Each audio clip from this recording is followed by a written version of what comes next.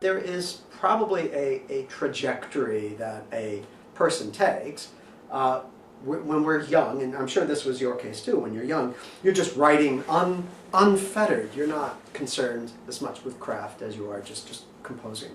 And certainly as a young person, my compositions, which I wouldn't be interested in performing now actually, because they are quite juvenile in that I am copying whatever other music I'm listening to at that time. So I liked classical style music when I was a very young person. So, for example, my violin concerto that I wrote when I was, well, I have two, but one is a secret. It's the first one that I wrote when I was 12. Is very rococo in its style, you know, a kind of mid-18th century. Because that's what I loved and that's what I was listening to. And I had no consciousness of language or style or originality. You don't need to think about that.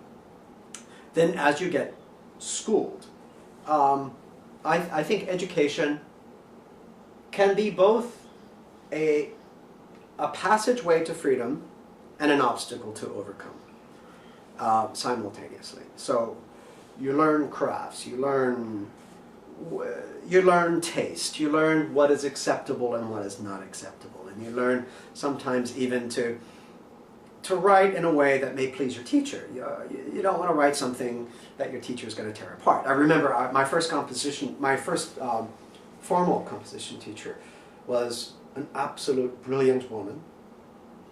Her name was Dawn Crawford. Feisty woman with red hair, and one of the most brilliant musicians I've ever known. Intellectual beyond belief.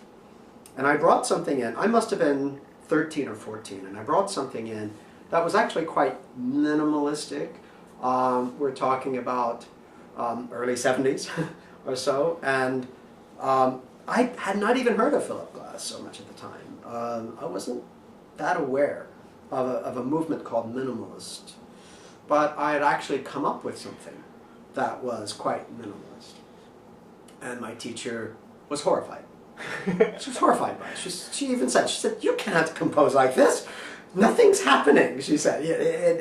And it was completely unacceptable to her. Philip Glass wasn't well known at the time? He was well known, not to me. Okay. Okay. I'm 12 or 13 or 14, so it really, even though I was aware of John Cage, but somehow minimalism had not made it to my world in Houston, Texas at that time. But I realized it was picking up on something.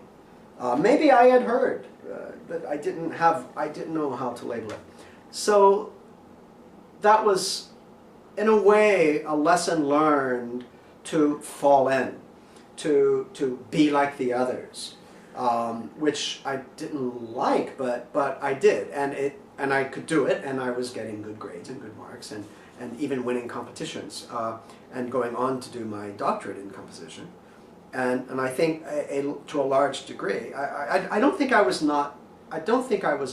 insincere, but I think at the same time there was too much pressure. Maybe you felt this yourself.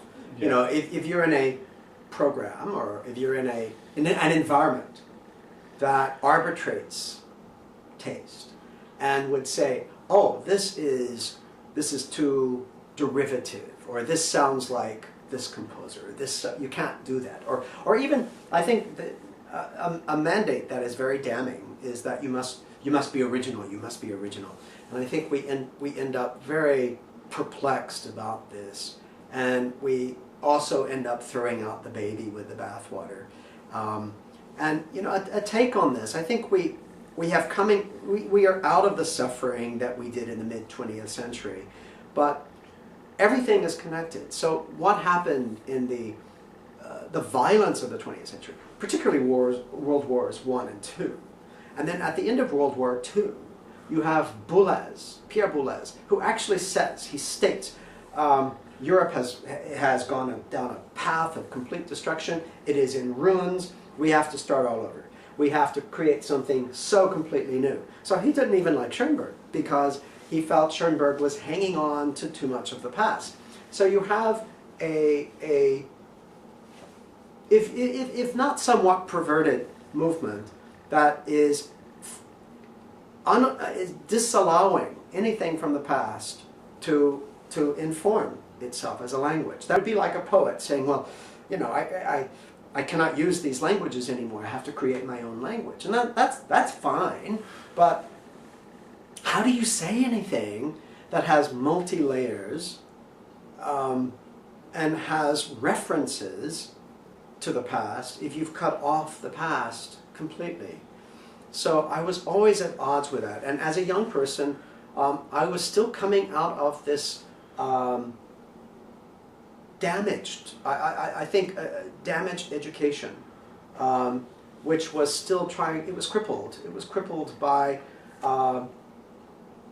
the annihilation of World War II. We cannot underestimate the impact that these things have on how we think and how the mind works. And much of this is very invisible, and it's a kind of a force that's at play.